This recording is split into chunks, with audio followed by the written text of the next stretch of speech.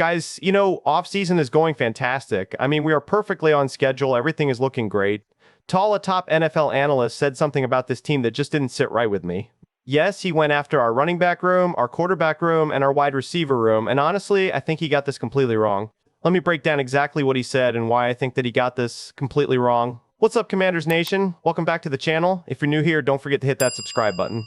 So, Warren Sharp, an analytics guy who puts out these annual rankings every single year, and he just dropped his numbers on us. He put our running back room dead last, number 32 in the entire NFL.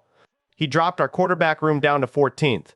And on the wide receiver side, he didn't give us a straight number, he put us in an E tier on his overall list. So let's get into each one of these and try to understand what he was even thinking when ranking us such low. So start with that running back room. He ranked us dead last. I don't think that's fair at all. You look at this running back room and you've got Jacory Croskey-Merritt, who was our leading rusher last year. He just got back on the field during minicamp after dealing with that injury, and everybody around the building has been saying good things about where his head is at right now. Then you add Rachaad White, who was signed through free agency, and this guy brings something to the backfield we honestly didn't have much of last year, which is that receiving threat out of the backfield. Over 200 career receptions in his time in this league. You've also got Jeremy McNichols, one of the better blocking backs in this league. Jerome Ford, who started multiple games for a playoff-caliber roster before landing here. And then Kaytron Allen, a guy who put up ridiculous numbers in college. So, when I look at this room top to bottom, I don't see a room that deserves to be ranked last in football. Now look, Rachaad White signed a one-year, $2 million deal, so I understand why a room built around pieces like that might not scream elite on paper to an outsider. But dead last, behind literally every other team in this league, I don't buy that, honestly. And I'm not going to let some outside voice tell me how to feel about my own team's running back room, and you shouldn't either. This next season is going to tell us a lot, and I genuinely think this room is going to prove a lot of people wrong once the pads come on. This time last year, nobody outside this fan base was talking about Jacory Croskey-Merritt at all, and by the end of the season, he was our leading rusher. So, I'm not going to sit here and act like a preseason ranking means anything once these guys actually get out on the field. Then he also mentioned our quarterback room, and you know what? This one stung a little bit too. He ranked us 14th. That's a drop of 7 full spots from where we were sitting last year. And look, I understand some of the reasoning, I really do. Jayden Daniels only played in 7 games last season because of that injury, and every single number across the board took a hit because of it, including that quarterback rating dropping over 20 points from where it was. I get why, on paper, that looks like a decline to somebody just scanning the numbers. But here's the thing, guys. Ahead of us on this list, you've got names like Jared Goff, Jalen Hurts, Caleb Williams, Jordan Love, Brock Purdy, Dak Prescott, Justin Herbert, Drake May, Matthew Stafford, Patrick Mahomes, Joe Burrow, Lamar Jackson, and Josh Allen sitting up at number 1. And look, some of those guys, sure, I get it. No argument there. But when you tell me that Brock Purdy's room or Jordan Love's room is ranked ahead of ours, I have a real problem with that one. Because when Jayden Daniels is healthy and out there on the field, I truly believe he's a top 5 quarterback in this entire league, no question in my mind. I understand the argument he's only got 1 full healthy season under his belt right now, and the other year was cut short because of the injury. So, from an outside perspective, looking purely at a small sample size on paper, sure, I get why somebody plays it cautious with a ranking like this. But this league forgets about you fast if you're not out there on the field, and that's exactly what's happening here with these rankings. People are already sleeping on him again after just 1 down year, and honestly, I don't mind that one bit. I think it just gives him even more to prove once the season kicks off.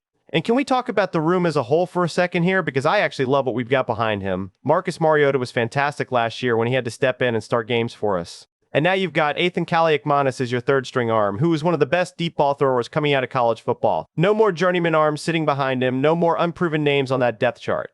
This is a real room now, top to bottom. And when you put Jayden Daniels together with Marcus Mariota, I think that room should be pushing toward the top 10 in this league, easily, no debate. I'll even say it on camera. When he's healthy, I wouldn't hesitate for a second to put Jayden Daniels ahead of a guy like Justin Herbert. So, 14th, it's not a total disaster of a ranking, but undersells what we have sitting in that quarterback room right now. And then finally, the wide receiver room. And honestly, guys, this is the one where I actually don't disagree as much. Warren Sharp didn't rank us with a straight number on this one. He broke every team into tiers instead, going all the way from an F tier at the very bottom up to an S tier at the top of the list, and he put us in that E tier right there with the Titans and the Raiders. And when you count our way down to where the Commanders landed on his tier list, we come out somewhere in the low 20s if you turn that into a straight numbered ranking. Now here's the thing, I'm not going to sit here and pretend this room is loaded with talent because it's just not right now, and I think we still need to add pieces to it before the season starts. When you look at guys like Van Jefferson battling just to lock down a depth spot on this roster, or names like Dyami Brown, Jalen Lane, and Luke McCaffrey, guys who honestly haven't proven a whole lot at this level just yet, I completely understand why an outsider looks at this room and ranks us down closer to the bottom of the league.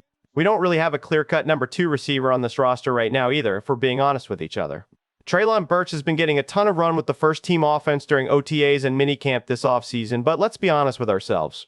He hasn't shown a whole lot at the NFL level just yet in his career, so for this one specific room, I actually think the ranking is fairer than the other two rankings we just talked about. If anything, I'd even argue we might be a touch too high on this list, given exactly where things stand for us right now heading into camp. So, when you put it all together, here's exactly where I land on this whole thing.